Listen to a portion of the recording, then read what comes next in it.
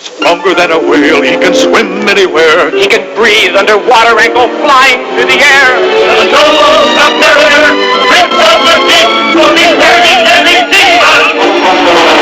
Lord Namor of Atlantis is the Prince of the Deep.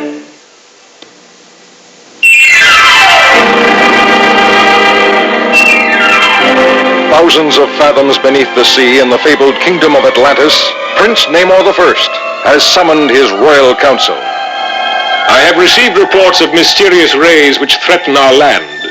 I know not whether they be good or evil, but as your monarch, it is my duty to seek the source of this menace. I beseech you first to send a learned crew of scientists to learn of their intent. 'Twould be cowardice if I were not true to my duty. Lord Vashti will be in charge until my return. But, sire... My decision so stands. Imperious Rex.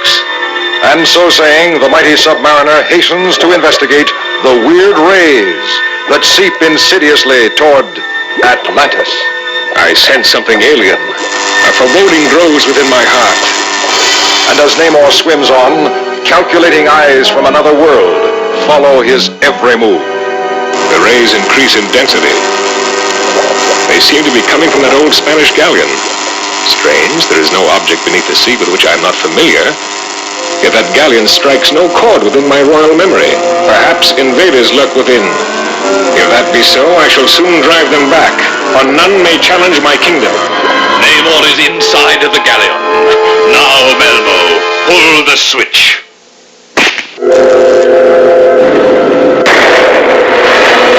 With blinding speed, the ship surges to the surface and beyond into deepest space. While inside, it was a trap. I am being transported. But to where? And for what dread purpose? the answer is soon in coming as the rocket galleon sets down upon a distant planet. You are expected. Come with us. What world is this? What reason for this madness? You will know soon enough. Prince Baltor awaits you.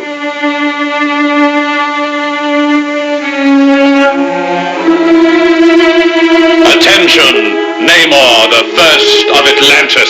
Who calls my name? I, Prince Baltor, ruler of Argon. I too am a sovereign, and demand to know why I have thus been abducted. Because your kingdom is the seven seas. And how can that serve your evil purpose? We are not evil, but my people are threatened with extinction. What has this to do with me? This is my chief scientist, Melmo. He will explain. Listen closely, Prince of Atlantis. This is our story. Many years ago, a comet passed through Argon, ripping our planet from its orbit. Argon was sent into space to become a wandering world. In passing, the comet had emanated strange rays, which affected the hydrogen ions so that they would no longer combine with oxygen to form water. Only our underground lakes and rivers remained unaffected, and this supply is nearly gone. I have perfected a fantastic water-absorbing machine which will soon transport your planet's water to Argon. I will fight to the death to preserve humanity from the fate you are planning. Exactly. What mean you by that? That is why you were brought here. To fight to the death. Because you are of noble blood, we give you a chance to defend yourself. If you succeed, you shall be set free. And if you fail, the oceans of the earth are ours. Enough. Let the contest begin. Bring forth the defender of Argon. A true Prince of the Blood needs no weapon. I shall fight with my own strength and wits.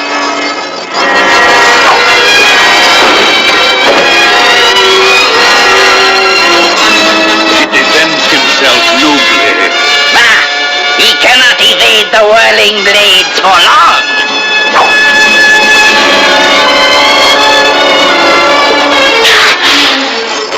Is she shield holds me at bay. I cannot come to grips with him. Once a victim is impaled on the defender's spiked shield, he is doomed. He can never free himself of the ever-growing pressure. I grow weaker by the moment. If I do not free myself of this death lock, I shall surely perish. And with me Atlantis. Perhaps I can turn his weapons one against the other. I did it! I'm free! Now we fight on equal terms. He has disarmed him. The contest is not yet over. His great strength will be to no avail against the defender's fire death. Fire! My one mortal enemy! Its heat dries my lifeblood. I cannot withstand such scorching thrusts. I grow weaker by the moment. But there is one last chance. No! No! That accursed submariner flew through the wall of fire!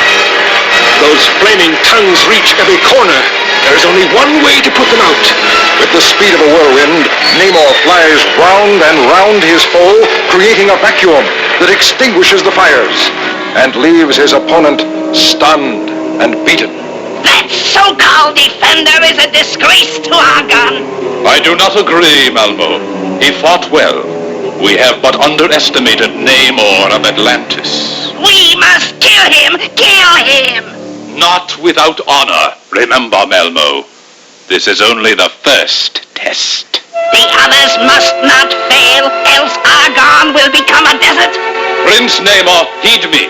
The second test will be tomorrow. Meanwhile, you shall be our guest. Your hospitality overwhelms me. First, you must give your word that you will not attempt to escape. To do so would forfeit your rights to a fair fight, and you would be put to certain death.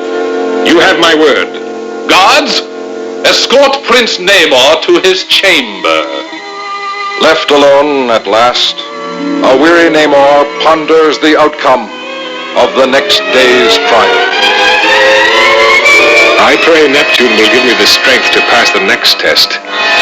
Such a fate as they propose must never befall my fellow Earthmen. What deadly monster is this?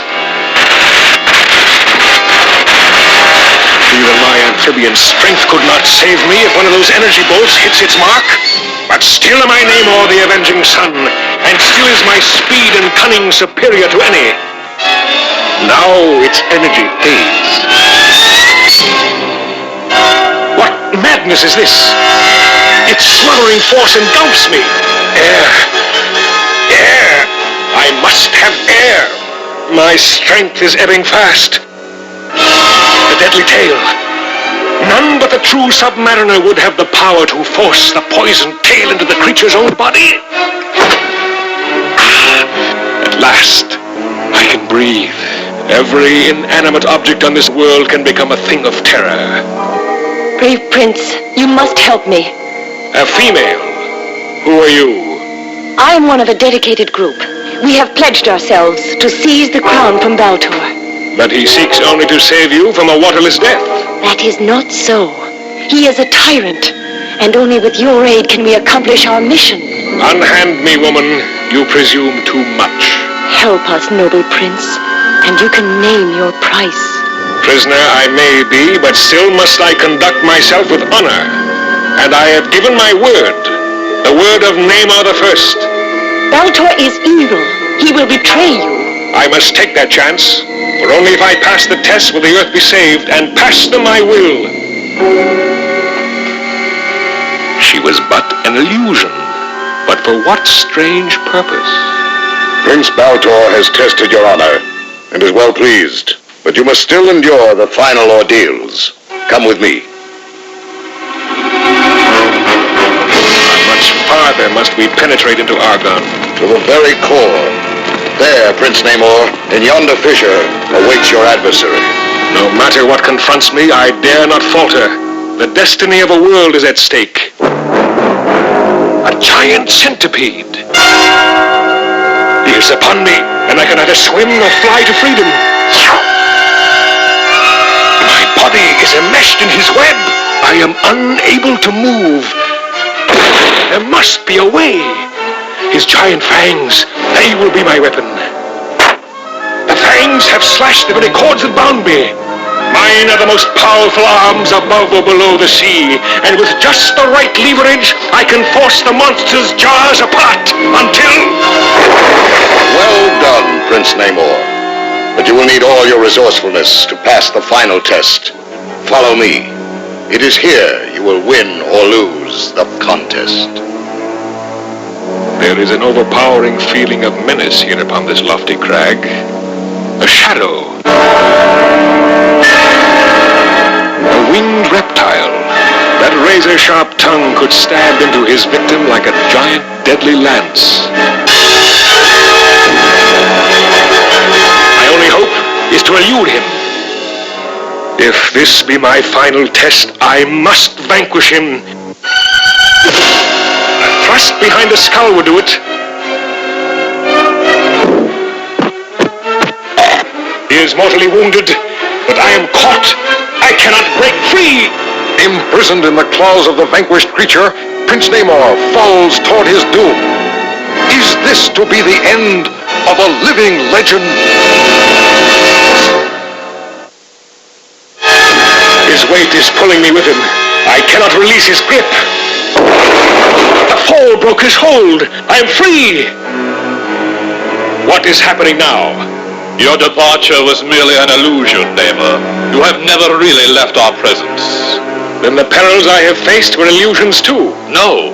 Had you been defeated, you would have surely perished. But you triumphed. You are valiant indeed, and true to your word. Therefore I must... No, wait! There is still one more test. If he can survive it, only then will he be freed. He has passed all that we agreed upon. All but the Zono ray. No, that is not a test. 'Twould be murder. The defender speaks true. It is too deadly to turn upon a living being. It was created only for one great blow. If used upon Prince Namor, it too will be destroyed. And if we do not use it, we shall perish. Your Highness, there must be another way. Heed him not. As a point of honor... Honor, bah! If you have not the courage to do it, I have. Stop this madness. It is too late. A ray strong enough to smash an army has already struck the valiant prince. I am no ordinary being, but even I cannot endure this force. Ha-ha! The ray is building to maximum intensity. It saps the mighty submariner's strength. I cannot elude it. No living thing can survive the ray. Triumph! It will soon be over, and the waters of the earth shall be ours. I'm dying. Another few seconds and the ray will reach its peak. So gallant a foe deserves not such a fearful fate. You are right, defender. But once the ray is loosed, I am powerless to stop it. But there is yet a way to save Prince Namor. I cry for the honor of Argon. The fool! He has taken the final blast. The submariner lives. And he shall go free. The word of Baltor is a sacred bond. No, I am not yet beaten. We shall still possess the waters of Earth. What is that? Malmo's water-absorbing machine. He must be stopped. Hold him up. Too late, submariner. He has locked the gears. They will not move. The cunning of Malmo is still a match for you. Be not so sure, evil one. There! It is aimed away from Earth. He has deflected the ray to the Earth's moon. He has doomed us, everyone. He speaks true. If the bolt rebounds, all is lost. Destruction all about us. And now Argon is heading for the radiation belt. Baltar, you are the cause of this. You have betrayed Argon. Malmo, have you gone mad? Die, traitor! You have saved my life. Now, Malmo, I let your monarch decide your fate. Guards, away with him! Prince Namor, you You have proven yourself a true prince of the blood. But alas, Argon's hours are numbered. Nay, my power can save as well as destroy. Namor shall shatter the magnetic hold on Argon. Even you could not withstand the terrible radiation of the belts. Enough talk. Let me be propelled far into space. Minutes later, in a rocket ship provided by Baltor, Prince Namor enters the heart of the radiation belts. Now is the moment. My spinning powers must diffuse the deadly atoms. By Neptune, I did it. I could now escape back to Earth, but I am honor-bound to return to Prince Baltor. Again, you have achieved the impossible. Although Argon is still without life-giving water. But you shall have water. I have seen to that. Rain! 'Tis some miracle! 'Tis more than miracle. The radiation belts affected the hydrogen ions so that they combine with oxygen to form water, and in your new orbit, you will never again know thirst. What can we do to atone for our shameful deeds? What you already offered. Return me to my people. It shall be as you wish. Farewell, Submariner. My people shall ever remember that you were the greatest prince of all.